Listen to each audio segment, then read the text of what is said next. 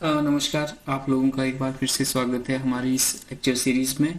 तो जो physical geography की लेक्चर सीरीज़ हमने शुरू की थी उसमें हम आज डिस्कस करेंगे टाइडल हाइपोथेसिस जेम्स जीन्स की। और उसके बाद जो ये टाइडल हाइपोथेसिस थी उसमें जो अमेंडमेंट्स की थी, संशोधन किए थे हैरोल्ड जेफरीज ने। तो आज हम पढ़ेंगे इस थ्योरी को डिटेल में। और इससे पहले हमने डिस्कस किया था सोलर सिस्टम के बारे में, सोलर सिस्टम के जो प्लैनेट्स हैं, इनर प्लैनेट्स, आउटर प्लैनेट्स, उनके बारे में। तो आज हम डिस्कस करेंगे टाइडल हाइपोथेसिस जेम्स जीन्स और जेफरीज की। तो सबसे पहले अगर हम शुरुआत करते हैं थ्योरी की, तो जो टाइडल हाइपोथेसिस है या ज्वारीय परिकल्पना के नाम से भी इसे जाना जाता है, ये बहुत ही फेमस हुई हमारी 20th सेंचुरी तक। ठीक है। और सबसे मतलब मॉडर्न जो आधुनिक थ्योरी मानी गई, ये बहुत समय तक जो है मानी गई। और इसका प्रतिपादन जो है या इसका फाउंडर जो है सर जेम्स जीन्स थे, जो कि एक ब्रिटिश साइंटिस्ट थे। और उन्होंने अपनी परिकल्पना दी पृथ्वी की उत्पत्ति के संबंध में। ठीक है। पृथ्वी की उत्पत्ति के संबंध में दी जाने वाली ये सबसे आधुनिक परिकल्पना मानी जाती है। और ये दी थी हमारे जो सर जेम्स जीन्स थे, और उन्होंने ये 1919 में दी थी, जिसको हम ज्वारीय परिकल्पना या टाइडल हाइपोथेसिस के नाम से जानते हैं। और जो दूसरे ब्रिटिश साइंटिस्ट थे हमारे हैरोल्ड जेफरीज, उन्होंने जो टाइडल हाइपोथेसिस दी थी हमारे जेम्स जीन्स ने, उन्होंने इसमें संशोधन किए 1929 में, 10 साल बाद। ठीक है। और ताकि मतलब ये जो कमियां इस थ्योरी में रह गई थी, जो सर जेम्स जीन्स ने ये थ्योरी दी थी, उसमें जो कुछ कमियां रह गई थी, उन कमियों को दूर करने के लिए और उसमें और नॉलेज ऐड करके इन्होंने नई हाइपोथेसिस दी थी, नई थ्योरी दी थी, जो कि 1929 में दी थी। ठीक है। और जो मॉडर्न इस हाइपोथेसिस को मॉडर्न हाइपोथेसिस के नाम से भी जाना जाता है, मॉडर्न हाइपोथेसिस माना जाता है इस हाइपोथेसिस को। और ये जो ज्वारीय परिकल्पना है, इसको आधुनिक परिकल्पना भी माना जाता है, जो कि पृथ्वी की उत्पत्ति और जो सोलर सिस्टम है हमारा, सौरमंडल है हमारा, उसकी उत्पत्ति के संदर्भ में दी जाने वाली या सबसे आधुनिक माने जाने वाली सिद्धांत या थियरी है। ठीक है। और ये जो थियरी है, ये दी किसने थी? सर जेम्स जीन्स ने दी थी। और कब दी थी? 1929 में। ठीक है। 1929 में दी। और दोनों ब्रिटिशर्स थे। अब याद रखने के लिए आपने ये ध्यान देना है कि सर जो जेम्स जीन्स थे और जो हैरोल्ड जेफरीज थे, दोनों ब्रिटिशर थे। ठीक है। ब्रिटेन के साइंटिस्ट थे। और एक ने दी थी 1919 में, और हेरोल्ड ने उसमें जो भी कमियां रह गई थी उसका संशोधित रूप जो है 1929 में प्रस्तुत किया था। तो सबसे पहले हम बात करते हैं जेम्स जीन्स की थियरी के बारे में। तो उन्होंने 6 हाइपोथेसिस ली थी। ठीक है। या सेल्फ प्रूवन फैक्ट्स लिए थे कि जो की पूरी थियरी को बताते हैं। ठीक है। या पूरा जो सिद्धांत है उसको उल्लेखित करते हैं। ठीक है। तो जो सबसे पहली हाइपोथेसिस थी, तो सर जेम्स जीन्स कहते हैं कि जो हमारा सोलर सिस्टम है, जो हमारा सौर मंडल है, उसका निर्माण 2 चीजों से हुआ है, एक सूर्य और एक इंट्रूडिंग स्टार। ठीक है। सूर्य और जो दूसरा बाहर से आने वाला जो तारा था, जो कि इसके नजदीक आया था, सन के नजदीक। तो 2 चीजों से जो है सोलर सिस्टम की फॉर्मेशन हुई है। ठीक है। सेकंड हाइपोथेसिस उन्होंने दी कि शुरुआत में अगर बात करें हम, तो सन क्या था? एक बहुत बड़ा गैसेस का एक मैटर था। It was a big incandescent gaseous mass of matter. ठीक है। बहुत बड़ा सूर्य क्या था? एक बहुत बड़ा गैसीय पुंज था। तीसरा कि बिसाइड सन, ठीक है, सन के अलावा एक और तारा भी हमारा विद्यमान था, जिसको जो जेम्स जीन्स हैं उन्होंने इंट्रूडिंग स्टार का नाम दिया था। हमारे यूनिवर्स में एक सूर्य था और दूसरा क्या था? इंट्रूडिंग स्टार था। ठीक है। और जो इंट्रूडिंग स्टार था हमारा, उसका आकार जो था, उसका साइज जो था हमारा सूर्य से बहुत ज्यादा बड़ा था। या जो प्रिमिटिव सन है हमारा, आद्यकालीन जो हमारा सूर्य है, उसके आकार से ये बहुत बड़ा था। ठीक है। उसके बाद जो चौथी हाइपोथेसिस है, वो कहती है कि जो सन है, प्रिमिटिव सन है, वो स्टेशनरी था, एक ही जगह था, लेकिन अपनी अक्ष पे घूम रहा था, रोटेशन वो कर रहा था। ठीक है। और जो पांचवा हमारा इंट्रूडिंग स्टार था, वो क्या था, मूव कर रहा था एक रास्ते में, मतलब एक पाथ में मूव कर रहा था और ऐसे वे में मूव कर रहा था, ऐसी मूवमेंट उसकी, मतलब मूव कर रहा था ऐसे वे में कि वो ऐसा लग रहा था कि वो सूर्य के नजदीक आ जाएगा, ठीक है, और सूर्य से टकरा जाएगा, ठीक है, इतना मतलब इस वे में या इस तरीके से वो मूव कर रहा था। और सिक्स एंड लास्ट हाइपोथेसिस उनकी थी कि जो जाइंट इम्पैक्ट टाइडल फोर्स का पड़ा इंट्रूडिंग स्टार क्या का हमारे उसके ऊपर, सन के ऊपर, तो जो प्रिमिटिव सन था उसके मतलब वहां से जो आउटर पार्ट है वो निकल के प्रिमिटिव सन की ओर गया, ठीक है। क्या क्या हुआ कि जैसे हमने ऊपर पढ़ा कि जो सन है, सन क्या था, एक जगह था, स्टेशनरी था, लेकिन जो प्रिमिटिव हमारा जो इंट्रूडिंग स्टार था वो क्या था, साइज भी बड़ा था।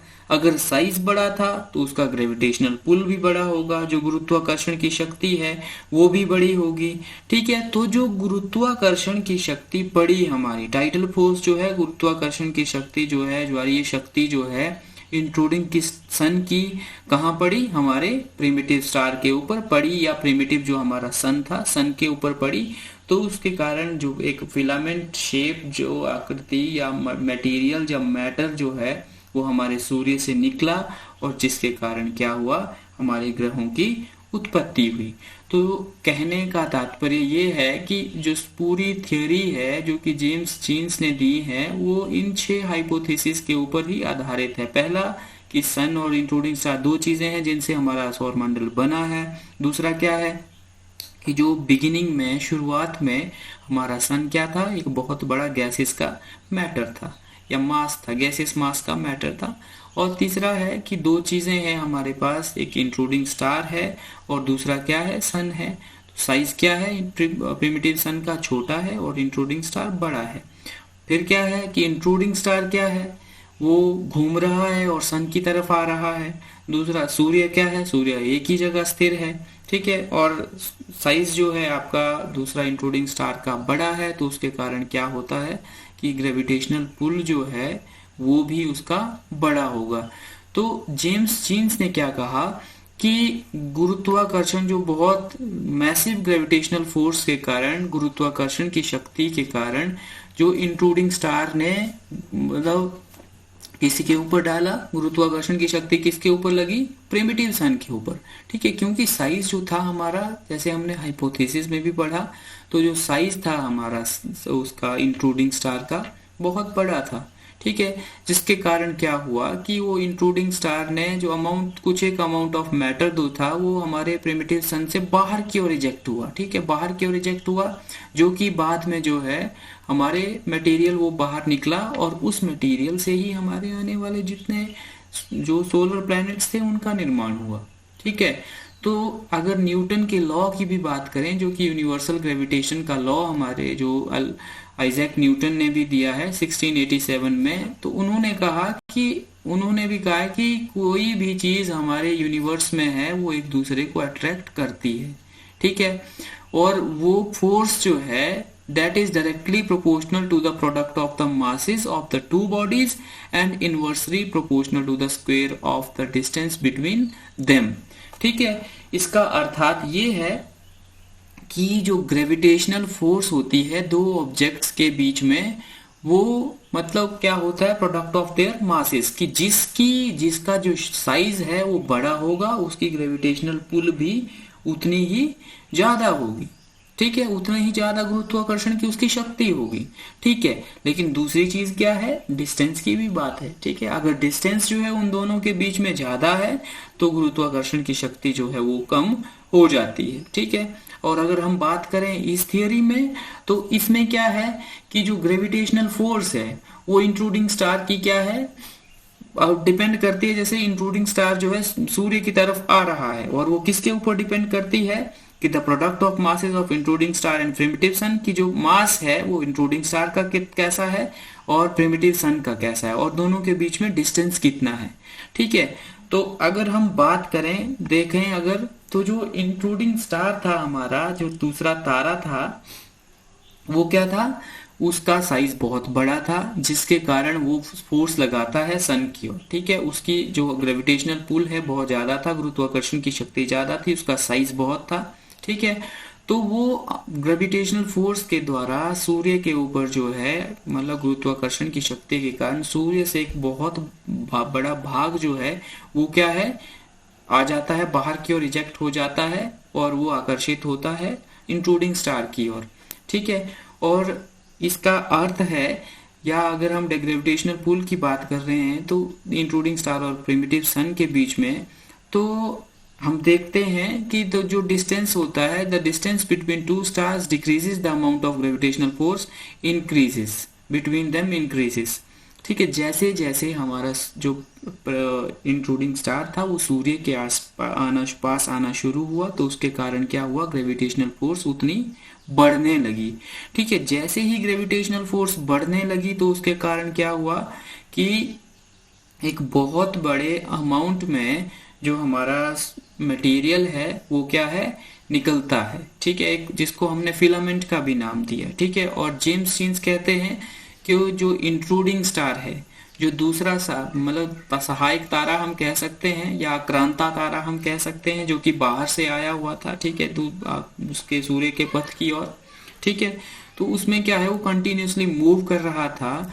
ठीक है, और नजदीक आ रहा था हमारे प्रिमिटिव सन की ओर। ठीक है, जिसके कारण ग्रेविटेशनल पुल के कारण, टाइडल फोर्स के कारण, ज्वारीय शक्ति के कारण, गुरुत्वाकर्षण की शक्ति के कारण क्या हुआ कि प्रिमिटिव सन से एक बहुत मटेरियल जो है वो निकला। ठीक है, जिसको हमने सिगार शेप्ड निकला। ठीक है, जो कि सिगार शेप्ड था, जो बीच से हमारा वो मोटा था और साइड दोनों किनारों से तो जो था उसकी मोटाई कम थी। ठीक है, जिसकी लंबाई जो है थाउजेंड्स ऑफ किलोमीटर लंबा था। ठीक है, और वो जो है बाहर निकला।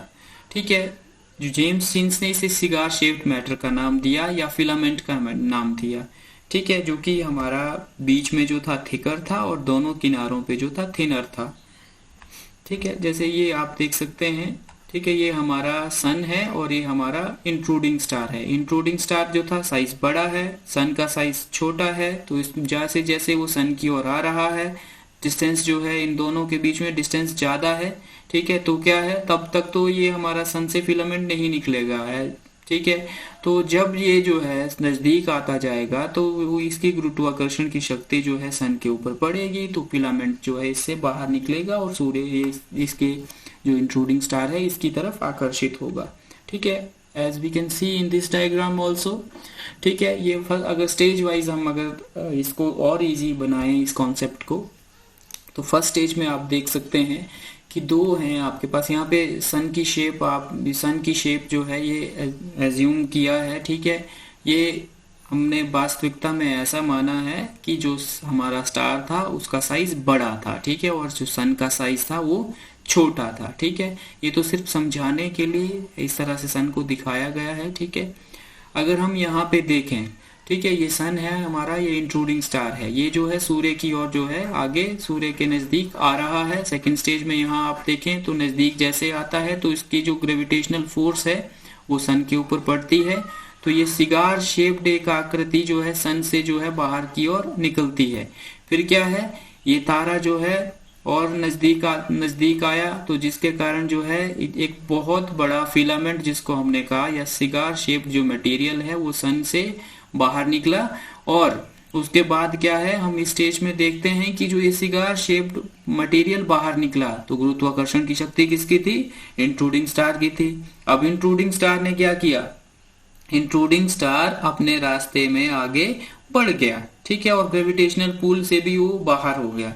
ठीक है, फिर क्या हुआ, फिर तो ये एक कहावत जैसे धोबी का कुत्ता न घर का न घाट का। ठीक है, फिलामेंट के साथ वैसा ही हुआ। ठीक है, तो जो ये फिलामेंट है ना तो सूर्य में वापस जा पाया और ना ही स्टार में वापस जा पाया। अब स्टार ने अट्रैक्ट तो किया इसको, ठीक है, गुरुत्वाकर्षण की शक्ति के द्वारा इसको अट्रैक्ट तो किया, लेकिन क्या हुआ कि ये स्टार जो है आगे अपने रास्ते में आगे बढ़ गया और जो ये फिलामेंट था ना तो ये वापस सन में जा पाया। ठीक है, और इस जो हमारा प्रिमिटिव सन था, बाद में क्या हुआ कि with the passage of time ये प्रिमिटिव सन भी हमारा मॉडर्न हमारा मतलब अभी वर्तमान में जो हमारा सूर्य है उसका रूप ले लिया, वो बन गया, ठीक है। और उसके कारण क्या हुआ कि ये तारा तो जो था वो बहुत आगे निकल गया, आगे बढ़ गया अपने रास्ते में, ठीक है। तो फिर क्या हुआ कि ये जो मटेरियल था, मैटर था, ये मतलब with the passage of time cooling और कंडेंसेशन के कारण क्या हुआ कि छोटे छोटे क्लम्प्स बने यहाँ पे, ठीक है। उन्होंने क्या किया कि फिर सन की ग्रेविटेशनल जो फोर्स है उसके कारण, सूर्य की गुरुत्वाकर्षण की शक्ति के कारण ये जो है इसने सूर्य के चारों ओर चक्कर लगाना शुरू कर दिया, ठीक है। जिसके कारण क्या हुआ, हमारे जो ग्रह हैं उनका निर्माण हुआ, ठीक है। जैसे यहाँ पे हम देख सकते हैं जो हमारा मरकरी, वीनस, ठीक है, Earth, Mars, Jupiter, Saturn, Uranus and Neptune, these are the 8 planets of our solar system, ठीक है। तो आप सेंटर में अगर देखें तो ये सिगार शेप्ड जो फिलामेंट था निकला था सिगार शेप में, और वैसे ही हमारी पोजीशन जो है हमारी सिगार शेप्ड है, although Mars is the exception, ठीक है, कि मार्स यहाँ पे साइज बड़ा होना चाहिए इसके आधार पे, लेकिन मार्स यहाँ पे एक्सेप्शन है, पर फिर भी ये जो है सिगार शेप्ड हमारा फिलामेंट का शेप जो है बनाता है हमारे प्लैनेट्स में, सोलर सिस्टम में, ठीक है। तो जिसके कारण ही इस सिगार शेप्ड जो हमारा फिलामेंट बाहर निकला था, उन्हीं से समय के साथ जो है कूलिंग और कंडेंसेशन के कारण, और यहाँ पे जो रेवोल्यूशन सन का किया उसके पश्चात ग्रहों का निर्माण हुआ, ठीक है। फिर अगर हम एवोल्यूशन की बात करते हैं फिलामेंट की, तो वो कैसे था, फिलामेंट जो था प्रारंभ में क्या था कि filament was detached from the primitive sun, और इसने किसका पीछा किया, इंट्रूडिंग स्टार का, ठीक है, क्योंकि इसने पुल किया था, ठीक है। और जो फिलामेंट जो था वो इंट्रूडिंग स्टार को कुछ हद तक तो पीछे गया, पर उसमें अल्टीमेटली नहीं मिल पाया, ठीक है। तो उसके कारण क्या हुआ, क्योंकि तारा तो अपने रास्ते में आगे निकल गया था, as you can see in this diagram in the 4th stage कि द इंट्रूडिंग स्टार जो है ये आगे निकल गया, जिसके कारण क्या हुआ कि हमारा ये जो फिलामेंट था वो पीछे रह गया, और इसने जो था रेवोल्यूशन शुरू कर दिया, किसका, परिक्रमण शुरू कर दिया, किसका, हमारे प्रिमिटिव सन का, ठीक है। तो जो सर जेम्स चीन्स कहते हैं कि जो हमारे सोलर सिस्टम में जो 9 प्लैनेट हैं, पहले उन्होंने तो, क्योंकि उस टाइम तो प्लूटो भी इसमें इंक्लूड था, हालांकि प्लूटो को 2006 से हमने ड्वार्फ प्लैनेट का दर्जा दिया है, परंतु उस टाइम जो था, जो सर जेम्स चीन्स ने थियोरी दी है 1919 में, ठीक है, तो उस टाइम प्लूटो भी था, ठीक है। तो अगर हम इसकी बात करते हैं, ठीक है, जो फिलामेंट है जैसे ही डिटैच हुआ सन से, जैसे ही ठंडा होना शुरू हुआ, ठीक है, उसके बाद जो है मतलब कॉन्ट्रैक्शन हुई इसमें, जिसके कारण साइज जो है छोटा होता गया, ठीक है, साइज इसका छोटा होता गया, तो जिसके कारण क्या हुआ कि ये कॉन्ट्रैक्शन के कारण ये जो फिलामेंट था ये बहुत सारे पीसेस में टूट गया, बहुत सारे टुकड़ों में टूट गया, और अलग अलग प्लैनेट्स जिससे बने, ठीक है। और इस तरह से ही जितने हमारे प्लैनेट्स हैं उनका निर्माण हुआ। और जो फिलामेंट है, जैसे फिलामेंट है जिसमें बहुत सारी गैसेस भी थी, जिसके कारण क्या हुआ, बिगर प्लैनेट्स बने हमारे, और मिडिल पोर्शन में जैसे जुपिटर है, सैटर्न है, और छोटे प्लैनेट्स जो हैं हमारे साइड की ओर बने, क्योंकि जो बिगर प्लैनेट्स हैं, हमारे जो बड़े प्लैनेट्स हैं, उनको ठंडा होने में भी उतना ज्यादा टाइम लगा, दैट्स वाई ये बड़े प्लैनेट थे, ठंडा होने में ज्यादा टाइम लगा, और ये लाइटर गैसेस से बने, ठीक है। और जो छोटे प्लैनेट्स थे, हमारे स्मॉलर प्लैनेट्स थे, वो जल्दी ही ठंडे हो गए और जल्दी ही बन गए, ठीक है। और प्रिमिटिव सन जो था हमारा, जो रिमेनिंग पार्ट हमारा बचा हुआ था, कुछ एक पार्ट जो था फिलामेंट में बाहर निकला सन का, और जो रिमेनिंग पार्ट था उसने सन का रूप ले लिया। और जो सैटेलाइट्स हैं प्लैनेट्स की, जितने हमारे ग्रह हैं उनकी भी सैटेलाइट्स हैं, जो सैटेलाइट्स हैं वो किसके कारण बनी, due to the gravitational pull and tidal effect, ठीक है। उसके कारण क्या हुआ, सन की जो ग्रेविटेशनल पुल थी और जो ज्वारीय शक्ति थी, उसके कारण ग्रहों से भी हमारा कुछ एक सरफेस जो है बाहर की ओर निकला, और उन्होंने भी हमारे ग्रहों के चारों ओर चक्कर लगाने शुरू कर दिए, जिनको हमने सैटेलाइट्स का नाम दिया, ठीक है। जैसे एविडेंसेस की बात हम करते हैं कि जो ये थ्योरी थी उसके मतलब कौन कौन से एविडेंसेस हैं जो इसके फेवर में हैं, इस थियोरी के फेवर में हैं। तो सबसे पहले हम देखते हैं shape and ordering of planets, ठीक है, कि जो फिलामेंट बाहर निकला था हमारा प्रिमिटिव सन से, जो बाहर सिगार शेप्ड हमारा निकला था फिलामेंट, उसमें क्या था कि it was thick in middle portion, and अगर ये साइड पोर्शन की हम बात करें, एंड्स की बात करें, तो ये था थिन था। ठीक है, तो अभी हम देखेंगे, अगर हम प्लैनेट्स देखते हैं सोलर सिस्टम के, तो इसी शेप में हमें देखने को और इसी ऑर्डरिंग में हमें देखने को मिलते हैं। ठीक है, हालांकि इसमें जैसे हमने पहले भी कहा था कि मरकरी, वीनस, अर्थ, मार्स एक एक्सेप्शन है। ठीक है, इंक्रीजेस जैसे साइज इसमें बढ़ता है अप टू जुपिटर, और जुपिटर के बाद जो है ये छोटा होना शुरू हो जाते हैं। ठीक है, सैटर्न, यूरेनस, नेपच्यून अलग, again it the size start decreasing. उसके बाद ऑर्डरिंग और अरेंजमेंट की बात करते हैं हम सैटेलाइट्स की, कि जो अरेंजमेंट है हमारी सैटेलाइट्स की, जैसे हमारे प्लैनेट्स में है, ग्रहों में है, सैटेलाइट्स में भी वैसी ही अरेंजमेंट पाई जाती है। ठीक है, फॉर एग्जांपल कोई अगर प्लैनेट है, उसकी बहुत सारी सैटेलाइट्स हैं, तो उसकी जो बड़ी बड़ी सैटेलाइट्स हैं वो कहाँ पाई जाएंगी, मिडिल पोर्शन में पाई जाएंगी, और जो छोटी सैटेलाइट्स हैं वो कहाँ पाई जाएंगी, दोनों तरफ एंड में पाई जाएंगी। ठीक है, और इसी तरह की सैटेलाइट की अरेंजमेंट जो है हमें जुपिटर और सैटर्न में भी देखने को मिलती है। और number and size of planets की, हम सैटेलाइट्स की बात करें, तो टाइडल हाइपोथेसिस बोलती है कि bigger planets remained in gaseous form. ठीक है, तो जिसके कारण क्या हुआ कि लंबे समय तक जो है स्पेस में क्या हुआ, इनका कूलिंग होती रही और लंबा टाइम इन्होंने लिया, और लंबा क्योंकि ये लार्ज साइज था इनका। ठीक है, और दूसरी तरफ अगर हम स्मॉलर प्लैनेट्स की बात करें, तो वो ठंडे जल्दी हो गए, कंडेंस जल्दी हो गए। ठीक है, क्यों ठंडे हुए जल्दी, क्योंकि उनका साइज जो था छोटा था। ठीक है, इसीलिए जो लार्ज नंबर ऑफ सैटेलाइट्स थी उनकी क्या है, बिगर प्लैनेट्स की हैं। ठीक है, और जो स्मॉलर प्लैनेट्स हैं उनके बहुत ही मतलब जो नंबर ऑफ सैटेलाइट्स हैं वो कम है। ठीक है, और जो स्मॉल प्लैनेट्स हैं उनकी एंड लोकेशन में स्थित पोजीशन है हमारी, वो जो कि जल्दी ही कंडेंस हो गए थे शॉर्ट पीरियड में, इसीलिए उनकी जो है सैटेलाइट नहीं है। जैसे मरकरी और वीनस की कोई सैटेलाइट नहीं है, क्योंकि ये जल्दी ही ठंडे हो गए थे और कंडेंस हो गए थे। ठीक है, और नेक्स्ट है rotation and revolution of planets. ठीक है, कि जो रोटेशन है और रेवोल्यूशन है किस तरह से प्लैनेट्स की होती है हमारी। ठीक है, किस तरह से जो रोटेशन और रेवोल्यूशन की बात की थी, तो जेम्स चीन्स ने कहा था कि जो जितने भी हमारे प्लैनेट्स हैं वो जो फिलामेंट निकला था उससे जो बने हैं वो सूर्य के चारों ओर परिक्रमा करते हैं। ठीक है, और सभी जो हम प्लैनेट्स की बात देखते हैं कि जो प्लैनेट हैं हमारे सोलर सिस्टम में वो भी वैसे ही रिवॉल्व करते हैं। अगर हम प्रेजेंट डे सोलर सिस्टम को देखें तो सभी प्लैनेट्स जो हैं सूर्य के चारों ओर परिक्रमा करते हैं और सेम ऑर्बिट में करते हैं। ठीक है, सिमिलरली जो सभी प्लैनेट्स की सैटेलाइट्स भी हैं वो भी हमारे प्लैनेट के चारों ओर परिक्रमा करते हैं। ठीक है, तो अभी के लिए इतना ही।